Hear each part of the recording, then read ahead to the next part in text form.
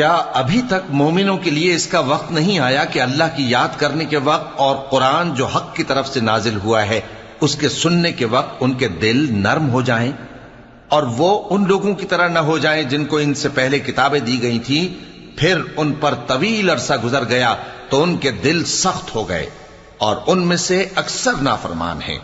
جان رکھو کہ اللہ ہی زمین کو اس کے مرنے کے بعد زندہ کرتا ہے۔